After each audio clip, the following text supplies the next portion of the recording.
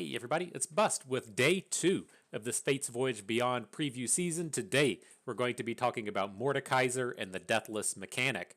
And so, lots of death incoming. You die, you come back, you die, you come back, you make a slay, you die again.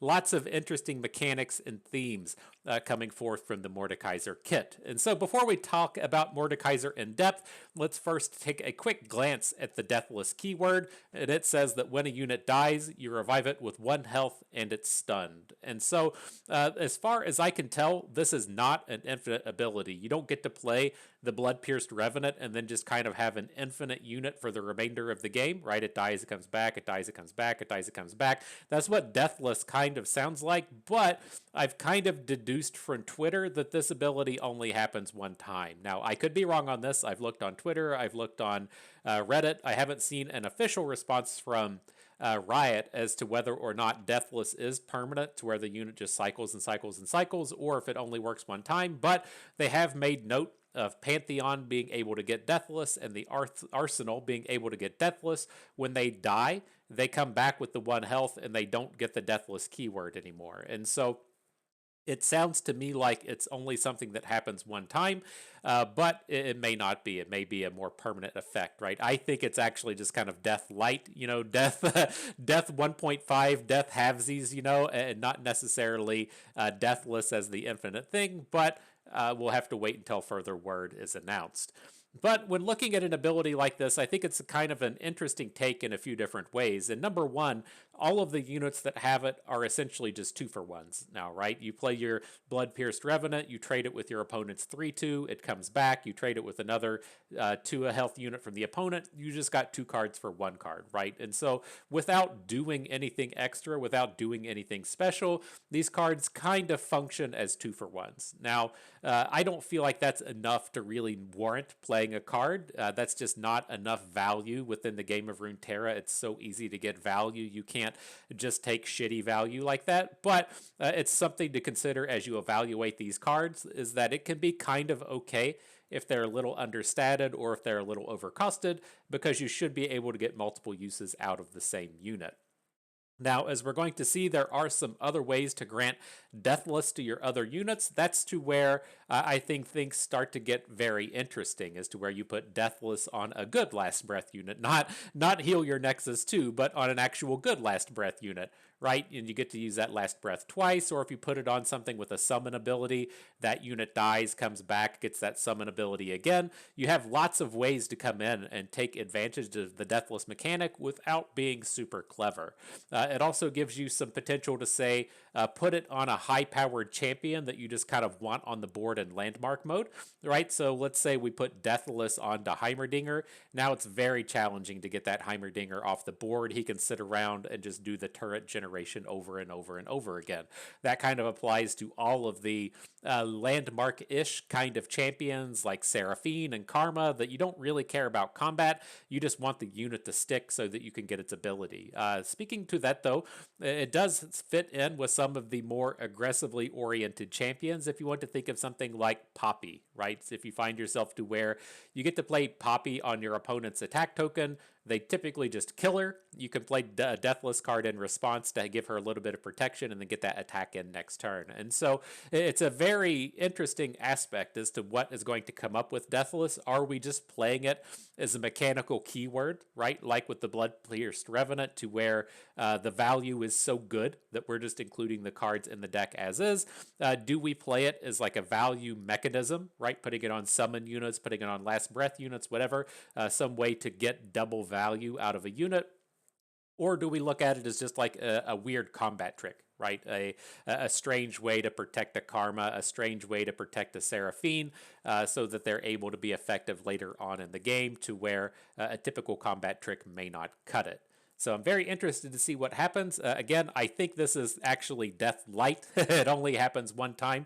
You don't get to put Deathless on your Seraphine and then she just never dies the remainder of the game. I think this happens one time and then it's done. And so, as we talked about Morgana, we looked at her in three separate ways, right? Just kind of objectively by the stats, looking at her as an aggro unit, which I love, and as a control unit, which I'm sure is fine, but we're just never going to play. I think we have to add in one more aspect with Mordekaiser. We'll take an objective look, an aggressive look, a controlling look, but then we also have to make kind of a combo look at Mordekaiser. He's a very interesting champion that just does an absolute ton of stuff.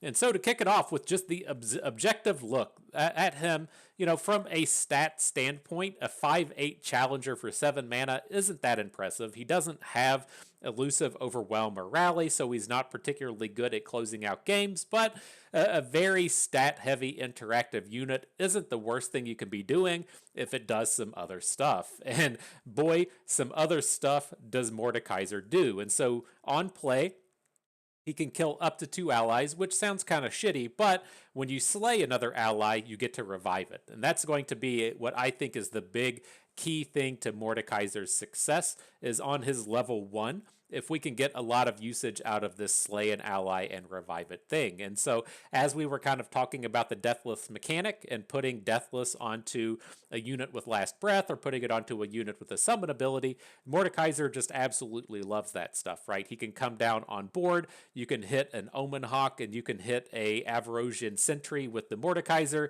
You get the cycle on both, so the Omen Hawk comes back on board, puts the stats on the units on top of your deck. The Avarosian Sentry cycles with his last breath, so you get to draw a card. Now you can come up with a lot more powerful units very easily, but that's just a very strong value-esque kind of thing that the Mordekaiser is capable of doing. You can also do quite a few interesting things with the Slay.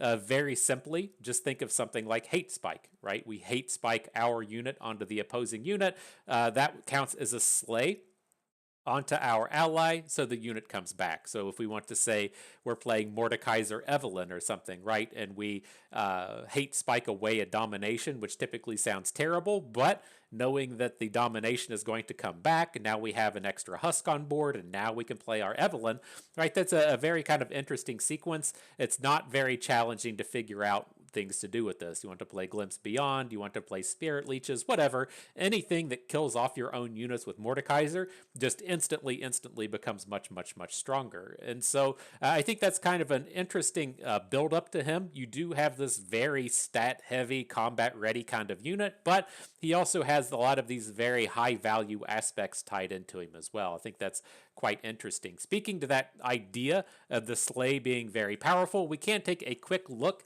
at his champion spell, which is the Realm of Death, and this really just kind of ties it all together, right? It says that an ally starts a free attack challenging the strongest enemy, and then you kill all the other units. And so with the Mordekaiser on the board, kill all other units essentially means kill all of your opponent's units, right? Because he's going to bring all of those units right back to the board, but he can potentially get a lot of value along the way with this. And so I think the Realm of Death is going to be exceptionally powerful. We'll circle back and talk about it on its own, but these are the themes that Mordekaiser is trying to pull off, right? Trying to get the value out of these multi-slay effects. And so to get him leveled up, he wants to see 15 allies died, allies with 5+ power count twice. And so he does lend himself to reputation themes.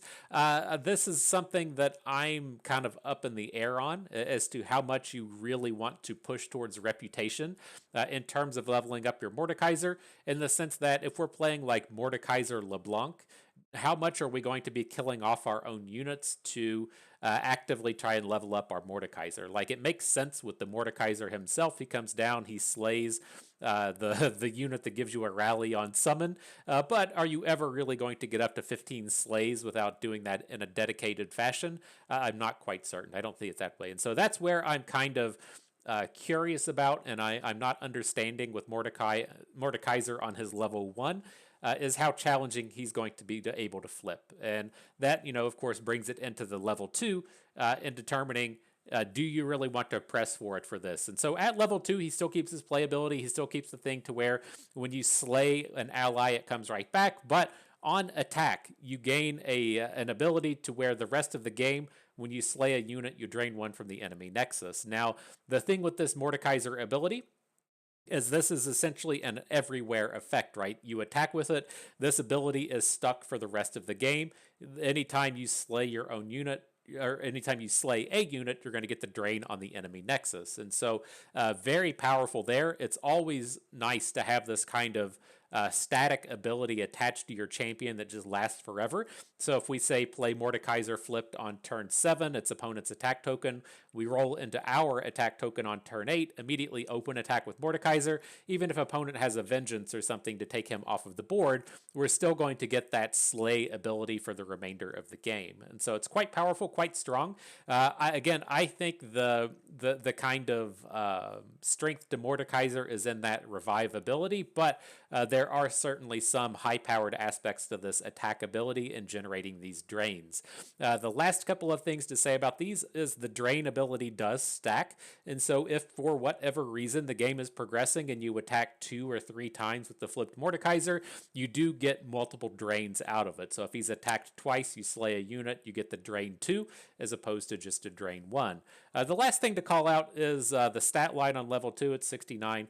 Very nice.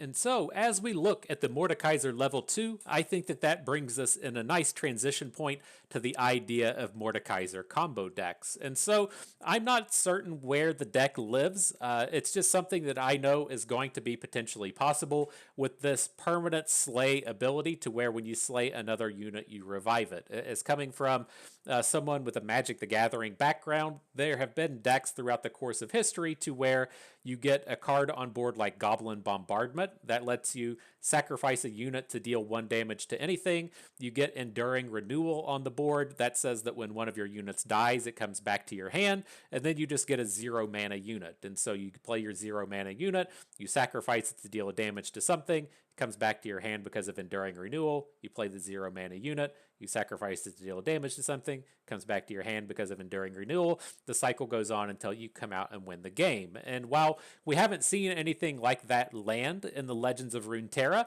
the possibility for that kind of thing does exist when it comes to playing cards like Mordekaiser, right? If we can have something that says when a unit comes on board, deal damage to it, that's going to really open us up to being in the space to where an infinite combo can come about.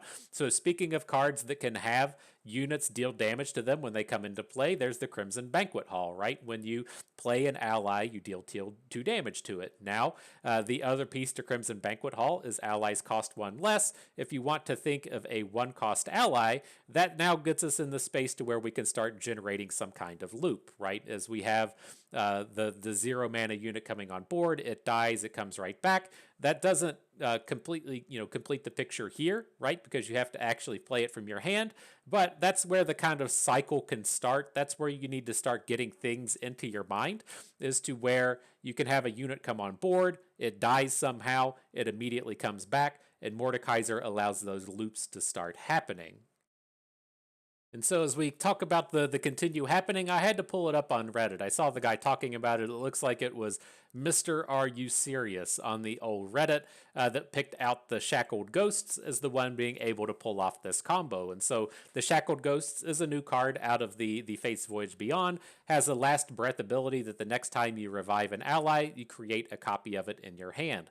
That's exactly what you need for this combo to pop off. So if you do manage to attack with Mordekaiser, you get that drain ability going, you have the Crimson Banquet Hall on hand, the Shackled Gas should now just end the game, letting you drain your opponent over and over and over and over again until the game is done. And so will this deck be good? I don't know. That's a lot up in the air. It's very speculative at this point, but these are the kind of things that Mordekaiser can let you do.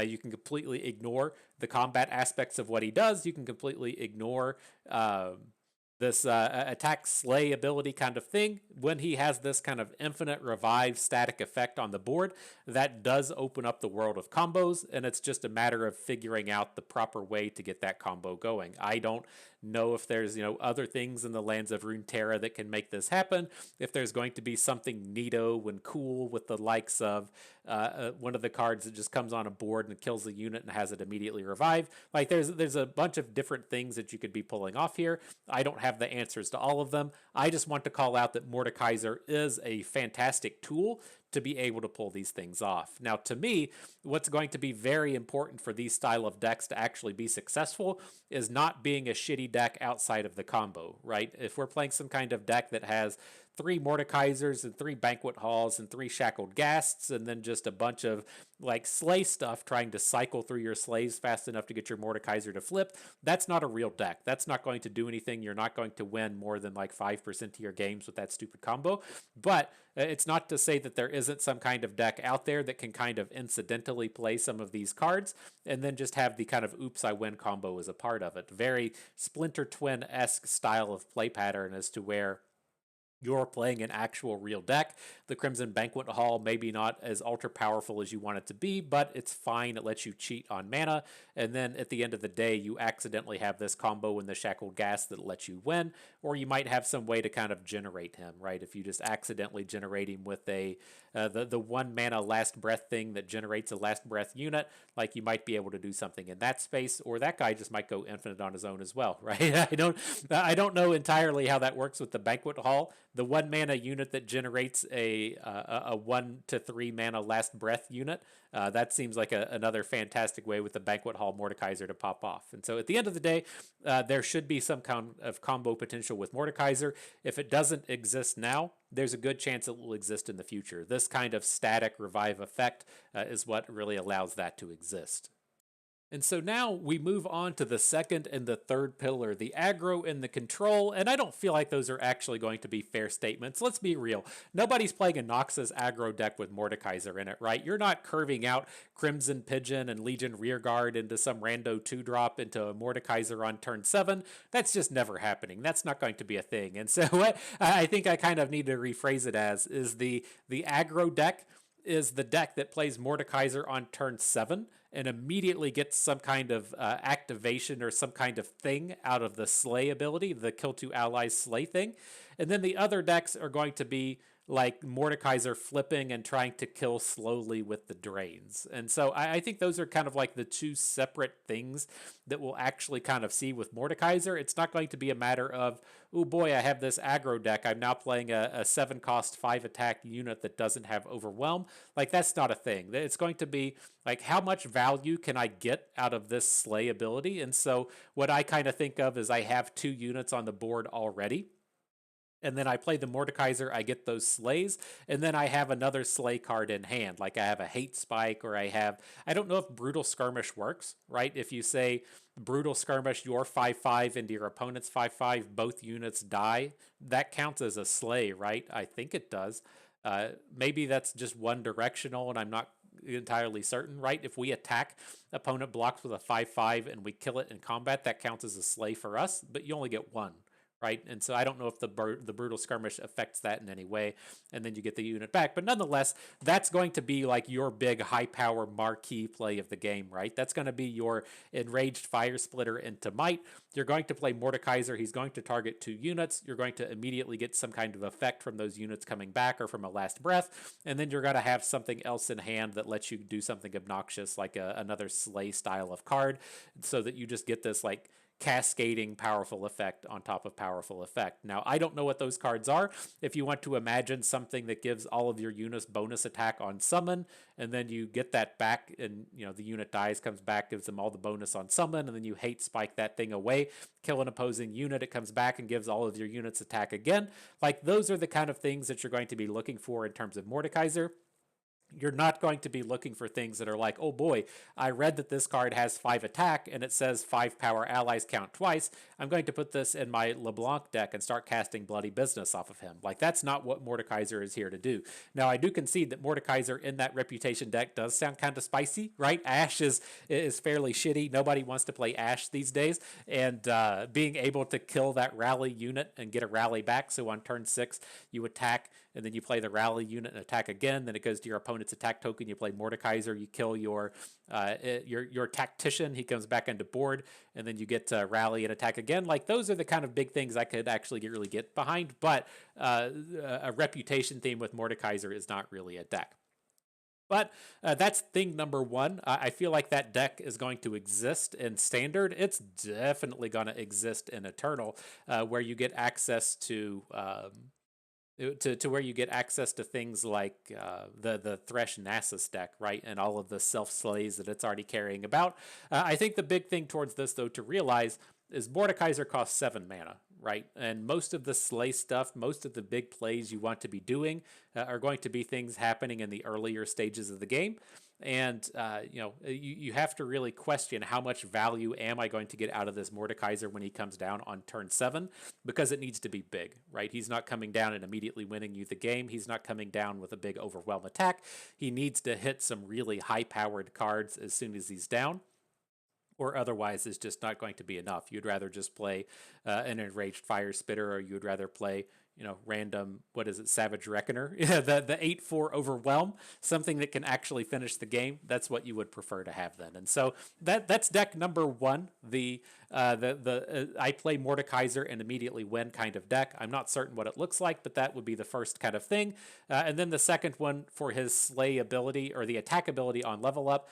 This is going to be the space to where things are a little bit slower, and you have to figure out how to just win the game on turn 8. And now, what I kind of suspect would happen with this is you are actively trying to do a lot of last breath stuff, right? You're going to come out, you're going to play the Undying, you're going to kill the Undying 2 or 3 times, and kill the Undying with Deathless on it, so you get 2 Undyings back and stuff. Like, you're going to be actually out here actively killing your units and trying to get a Mordekaiser flip, and then you're going to develop a big OTK on turn 7, probably with his flip spell. And so, or I'm sorry, on turn 8, probably with his flip spell. And so you play him on turn 7, he's flipped, you attack, you get the drain thing. Then on the next turn, you play your Realm of Death, get your second attack in, slay like 5 units to drain 10, and the game's just done, right? That kind of like combo, this is the kind of combo control deck, right, as to where Mordekaiser can actually come out here and win the game. It's just, again, the thing that kind of counts towards that is how challenging is it to get all of these slays, and can we do this awesome stuff without Thresh in without Thresh in standard, right? And so I'm curious to that end. It is a very, very powerful thing to be doing towards the end of the game. We have started to see a lot of big like Titanic referenced big unit kind of decks roll about these days, but I'm curious where that plays out, because it does take quite a bit of work to actually get that level up. And so as far as all of the champions go in this set, I'm most interested in playing Mordekaiser because he is the Noxen champion. I feel like we're just going to play LeBlanc the most, and Mordekaiser's just going to be the worst. But I think we've kind of like really hit the nail on the head in terms of how these decks are going to look, right? There's either going to be a combo deck, there's going to be a deck that plays Mordekaiser on 7, slays 2 units, they come back, give you some kind of powerful effect that wins the game, or it's going to be some kind of control deck, kill a bunch of units, and then play Mordekaiser and get the kill with his flip spell. So very interested to see how those play out. And so, moving into the cards themselves, first and foremost, we have Legion of the Severed. And my initial impression was dog shit, right? I have a very tough time looking at a card with a 4/2 stat line on a 3-drop and taking it seriously. But the more and more and more I think about it, the more and more I think this card is okay and better than just mid. Being able to put Deathless on a really high impact and a very pivotal play is exceptionally good. And then just having the unit left over as kind of a side effect is nice, right? And so I think the real question is, like, how much mana will we pay to put Deathless onto a unit, right? If we would we be willing to spend, say, 2 mana to put Deathless onto Gwen? Would we be able to spend 1.5 mana to put Deathless onto Gwen? And in that space, I start to warm up to the Legion of the Severed a little bit. And so if we're going to have this curve to where we play Legion of the Severed on 3, we target Gwen in hand, we play Gwen on turn 4, that is exceptionally challenging for your opponent to get her off of the board, right? It's going to take 2 removal spells to kill her, or you need something like getting into combat and quicksanding her and taking her down with a 4-power unit. Like, it takes a lot of work to get a 4 health unit off of the board, and then having to kill it again after the fact is pretty tough, right? I know she only has 1 health on the comeback, but it's still like we've gotten quite a bit of value, right? Even assuming they kill her twice, we've gotten 2 Halloeds, and if they don't kill her twice, if they only kill her once, then we're just kind of off to the races, and Gwen sitting around on board is just an easy recipe for success. And so I think the Legion of the Severed, again, is going to be okay. The key point is going to be how important is a very specific unit, right? Are we going to be putting Deathless on our big OTK play, be it Gwen, Riven, Varus, Pantheon, whatever our big, must survive style of unit is? Then this is really going to go up in value. But if we're playing a deck like Pirates, you could kind of care less to this kind of thing, right? You're not being like, oh boy, I'm going to put Deathless on a Mirai Warden and get an extra unit when it dies. Like, that's not a thing. You need something a little bit more high impact than that. And so I think that that's the place where this will be okay. But the thing that I say with this is if you did that initial move that I did, to where you said 4 mana, 3 mana, 4/2, no thank you, I think we need to step and evaluate just a little bit before we immediately dismiss the unit that dies to Yordle Squire. And so I think he's going to be okay.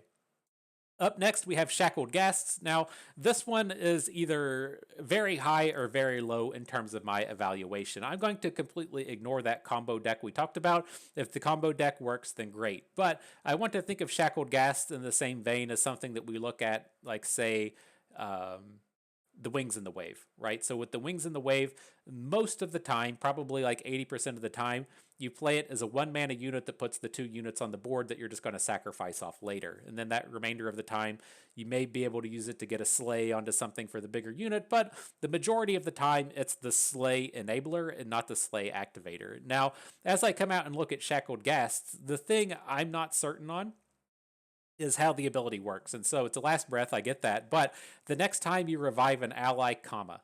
And so this is an effect that just lasts until it happens, right? It spans multiple turns. It doesn't say the next time you revive an ally this turn, create a copy of me in hand. It just says the next time you revive an ally. So you should be able to play this on turn 1, hate spike it off on turn 2. On turn 3, we play our Deathless guy that we just talked about. Turn 4, we play our Deathless Gwen. And then when Gwen dies, we get the Shackled Ghasts back and we can replay it and get a Slay on something. That is to where this thing gets interesting. And so if that's how it actually works, this could definitely be in that space to where it starts to replace things like the Wings in the Wave. But if it just has to be on the same turn, then this thing is trash. And so I'm not entirely certain where this goes. Like, I'm leaning more and more and more and more towards this thing should just last forever. But if that's not the case, then I don't think it's that crazy to pass up on. The kind of downside to this, though, is you do specifically have to either be playing Deathless or Mordekaiser, right? If you're thinking, okay, I'm playing my Wings in the Wave deck, I have my enabler on board, I can sacrifice it twice and be off to the races. That doesn't take any additional effort, right? Where the Shackled Ghast, you have to catch a revive. And so it definitely needs some kind of build around aspects to it. The thing that I'm concerned with is it's still just not better than Wings in the Wave. And so we'll see what happens with Standard. I don't remember what Slay enablers currently exist. This might just be kind of as good as it gets. I think Fading Icon is still in and the Undying is still in. I think Wings in the Wave might have gotten rotated. I don't entirely remember, but you might have to play this just as a Slay enabler if you're really looking to go all in on that kind of ability. Down to the next one. You can no longer just say Grasp of the Undying is the only grasp. We got Death's Grasp in here now. And so you kill an ally, deal 5 to a unit. And this is a fairly good price, right? In terms of the cost, the thing that I always look at is the 3 mana breakpoint, right? You can easily bank up 3 mana and then come out and start casting cards like this. As soon as it costs 4 mana, that card needs to be special. But at 3 mana and being able to take the 3 bank and then cast it kind of whenever you get the opportunity makes this in the safe space there. And then as we've seen with Hate Spike, this style of ability is completely fine, right? People aren't playing Hate Spike because of the Husk. Like the Husk does give you a lot of incidental value. I'm not trying to diminish the value of the Husk in terms of making Hate Spike a good card, but the majority of the time, it's because it's a very effective removal spell, and you have enough units that you can just kind of come in and kill off. And so Death's Grasp, quite interesting, as we're in this format right now to where 4 health units are quite important. Like cards like Rocket Barrage have really started to pop off because we have this format to where Janna is popular, and Jace is popular, and Riven is popular, and Gwen is popular, and being over that 3 health breakpoint, or that 3 damage breakpoint can be pretty huge. And so I think Death's Grasp I don't think it really wants to be in the same deck as Hate Spike. I think that we're going to be making the decision that do I want the cheaper, more mana effective removal in the Hate Spike, or do I want the removal that can kill Heimerdinger, right? Or do I want the removal that can kill Morgana, right? It's going to be a matter of meta dependency in terms of the champions that you need to be killing and the units that you need to be removing. And so it's a fine one. Don't get me wrong. It's just going to be a matter of what the makeup of the format looks like, right? If we're out here trying to kill Nylas and Misfortunes, you want Hate Spike. If we're out here trying to kill Heimerdinger and Janna, we're going to want Death's Grasp. Up next, we gotta skip all these variety cards. You gotta skip all these dragons. Where's the remainder of the stuff? Oh no, I skipped a couple. Here we go. So up next, the Threshold of the Gray. This one, it just strikes me as trash. It's kind of tough in the sense that it's like an okay ability, right? Coming down, putting the terror onto a unit, that gives it the neg 3 attack. And so it is very real chance to think that, okay, opponent plays a 3 power 2 drop on 2. I play the Threshold of the Gray, essentially cancel that unit for maybe 2 or 3 turns, and then we get to play the Titanic and draw the cards. Like, I can kind of see it in that sense. The thing that worries me is like the decks that are consistently playing Titanic cards, do you really want this ability? And so what we mean by that is it's on, say, turn 6 or turn 7 or turn 8. Like, you're playing your big Titanic unit. Your big Titanic unit should just be winning the game, right? You don't need to play Volibear and then draw 2 cards. You need to draw the 2 cards before Volibear comes on the board. You need the juice to help you survive until you get to that late game moment. And then when the late game moment hits, you just win the game. You don't need to play Volibear and be like, oh fuck, I just played my 10-10 kill 3 of my opponent's units. I better draw some cards after this to make sure I still have enough gas, right? That's just not the way it works. And so it seems like it should kind of functionally be okay. The Preservarium has always been played, but if you're not able to activate Titanic by like turn 5, then this just isn't really going to cut it to me. Again, like, you're playing Volibear, you just win the game. You play Tryndamere, you just win the game. You play the 8 mana dragon that summons the Frozen Thralls, you win the game. You don't need to play those cards and draw 2 cards. But up next, after that, the Realm of Death. I can't remember how much we've talked about this. It's been kind of off and on throughout the course of the video. My thought with Realm of Death is with Mordekaiser, it's fantastic, right? But what I envision with this is I just read that Cataclysm ability, right? This is a Cataclysm that kills off all of the other units. It just strikes me as being able to find another really high impact play with it. And so it doesn't just have to be Mordekaiser. It doesn't just have to be Mordekaiser attacking and getting the huge board-based AoE. You can find other units that are still just happy to play Cataclysms, right? As we look at a deck like Vayne Jarvan, being able to Cataclysm off of the Scout unit, being able to Cataclysm off of the Jarvan, being able to Cataclysm off of an Overwhelm unit. Like, you have so many options that you get out of the Cataclysm. I feel like you can kind of pull off the same thing with the Realm of Death. And so what's going to be interesting with this, to me, is how mid-rangey is the format, right?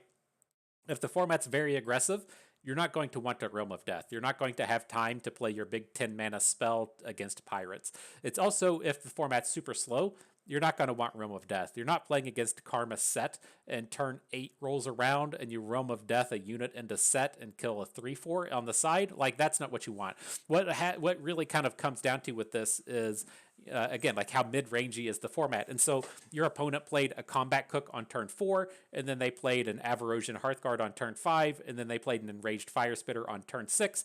Now when we take our Realm of Death, we have a unit that's capable of taking down that Enraged Firesplitter while still surviving, and then we get to kill off like 15 power of the rest of our opponent's board. And that's what's going to also, just kind of come down to me in terms of Realm of Death. There's either gonna be a mega combo with it. So we either attack with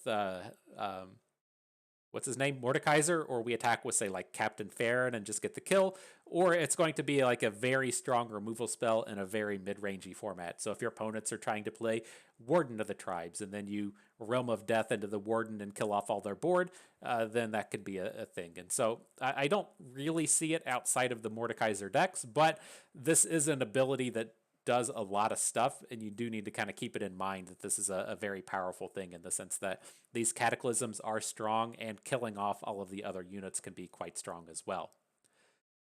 And so, up next, one of my favorite ones in the format, the Death Grasp Cultist, a 3/4 fearsome for 4 that, when summoned or when you summon a Titanic ally, you curse the strongest enemy with terror.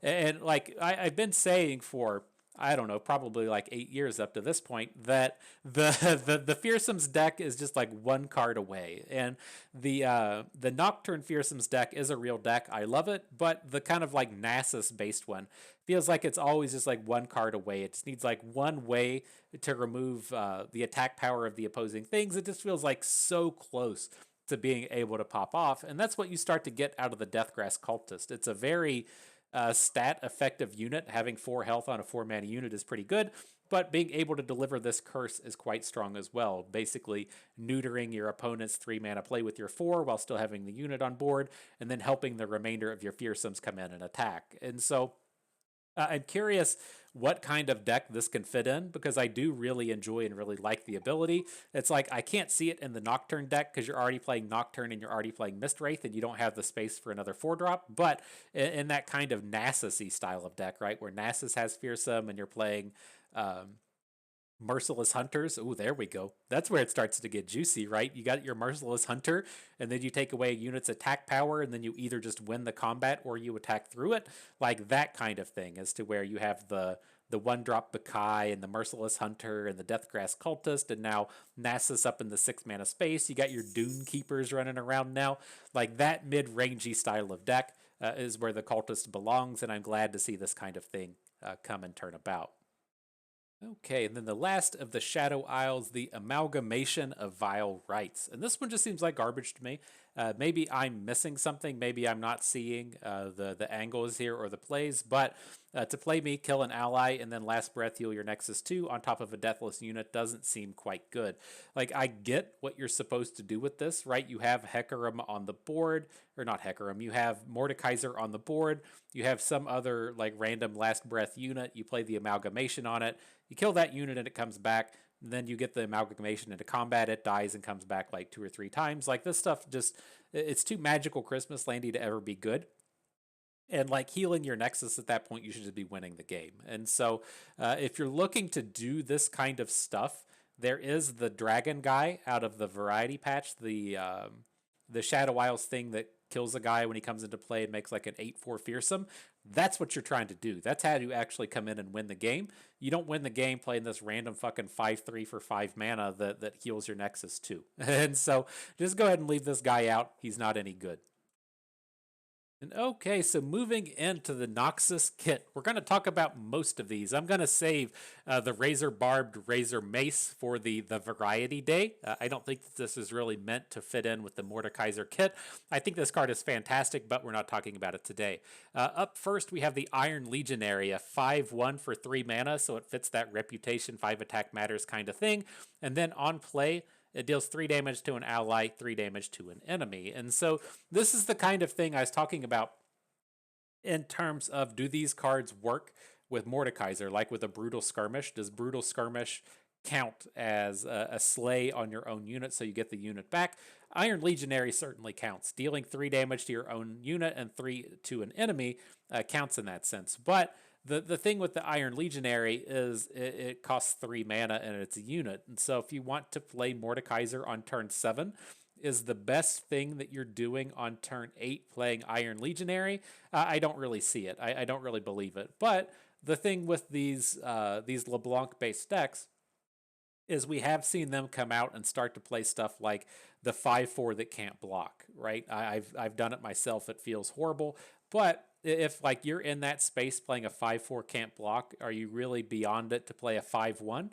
It's not that bad, especially in the sense to where the way your curve kind of goes is you play an Omen Hawk on turn 1 and a LeBlanc on turn 3, and then this guy on turn 4, and you get to kill off your opponent's best unit via the Omen Hawk, and then you have a way to come in and get some strikes. Like maybe that's a thing, maybe that works. Having a unit that can come down and generate like a removal spell and then trade after the fact, like it has some options. I don't like it. I don't like these units that just have 1 health. They don't really do enough. but I can kind of see the potential there. And so I give him a maybe. It doesn't really strike me as something I want in this Mordekaiser type of thing. The thing that strikes me as wanting this is Swain, right? Swain is really hurting for the non-combat damage kind of stuff, and so having the 6 health or the 6 damage swap does so much in terms of getting your Swain leveled up. Being able to have a curve to where you play Mirai Warden or your tentacle thing, your tentacle shrine on turn 1, and then a Mirai Warden on turn 2, and then on turn 3 you legionary off your 1/1 from the Warden, and now you're up to 10 damage on your Swain. Like, that's the stuff I can kind of get behind with this. Not so much any of this Mordekaiser reputation-y kind of stuff. Those are just too combat centric and combat focused to want the 1 health unit involved. Up next, very interesting one in Indestructible. Again, like Deathless falls off, right? I don't say words good, but I know what they mean. And Deathless should indicate that the unit just kind of never dies. Indestructible indicates that the unit should never die. And then, if it dies once and that's all it gets, that doesn't really make sense in terms of these words. And so I still can't decide. I still can't deduce if the unit just comes back forever. If the unit comes back forever, then this is a much higher impact kind of thing. But the thing with Indestructible that you don't get out of the unit that passes out Deathless is this is a burst speed combat trick. And so you can use it to protect your Gwen in the middle of combat. So you attack with Gwen, you get the snips, your opponent cast the quicksand on her, so she's gonna die. You make her indestructible, and so she still gets to potentially deal combat damage, and then come back for combats later on. And so I think Indestructible has a place. It's also very interesting being in the space of Noxus, given that Noxus doesn't have much survivability in terms of their spells, right? You have to play something like Sharpened Resolve, or you play Nox and Tellstones to generate Sharpened Resolve. That's basically it in terms of playing defensive-based Noxan spells. And so this does give Noxus access to an ability that it doesn't normally have. And so, again, if you get to permanently make your Swain live, that's a pretty big thing. If you get to permanently make your gigantic Overwhelm unit live, then maybe that's a thing. And so I don't know. I can't decide if Indestructible is going to stick as a keyword or not as a last forever kind of thing, because it sounds like it should. And so that's tough. But nonetheless, I think this is again not a card that Pirates wants. You don't care about any of your units in Pirates, but your really high impact units matter style of decks are pretty okay with having access to this. Moving up to the last couple we have here, Lord Malat, the 5/2 Deathless for 4 mana. This is the kind of guy, God, it makes me just feel like he has to just come back over and over and over again, right? 4 mana for a 5/2 that dies twice is not good enough. That is nowhere near enough out of a card. But if you play this thing on turn 4 and then he just lives for the remainder of the game, then that's something that I can get behind, especially as he's activating reputations and like blocking any unit that doesn't have Overwhelm. Like, that's so powerful. I don't know. I can't. I can't wait to find out. I should have made this video, like, I don't know, on the 9th, once we actually know what these new cards do. But that's, to me, is essentially what Lord Malat is going to come down to. If Deathless lasts forever, if you get to reuse this unit turn after turn after turn, so he gets to make trades on turn 4 and turn 5 and turn 6 and turn 7 and turn 8, then he's the real deal. He's a good card. If he only gets it one time, if he comes down, dies, revives with 1 health, stunned, and then after that stun he's dead, then he's not worth it. He's just too vulnerable at that space. I would rather play the 3 mana, the 5/2 for 2 mana that comes out of Noxus. And so we'll just have to wait and see. I hate to give evaluations like that, but that's exactly the way it works. Last but not least, we have the Blood-Pierced Revenant, and to me, this card's garbage. Again, if the Deathless on this one lasts forever, I'm not nearly as interested in it, right? You're much more able to ignore a 2-power, 3-cost unit than you are a 5-attack unit. And so having your units revive and gain Challenger is not that impressive. I don't think it's enough in terms of like playing a understated card that your opponent can just ignore to give Challenger after it dies, right? And so I'm not really on board with it. Again, like if Deathless lasts forever and we play this thing on turn 3 and attack for 2 and the opponent doesn't block it, and then they don't attack on turn 4, then we attack on turn 5 and they don't block it, and then on turn 6 they finally attack and we block with the Blood-Pierced Revenant, like, maybe that's good enough. I don't know. Just the threat of this thing lasting forever is something to stop and consider as being good. But again, if it only gets the one activation, then it's not good enough. And so we're just going to have to kind of wait and see on those. But nonetheless, that is it. That is the Mordekaiser kit. Agree or disagree, be sure to let me know. If I missed something, I definitely need to know. So be sure to let me know down in the comments if that managed to happen. And that is going to do it for us today. So I hope everyone enjoyed the video. Hope you maybe learned a thing or two along the way. You had a good time watching. This is Bustin' We. Thank you for being here.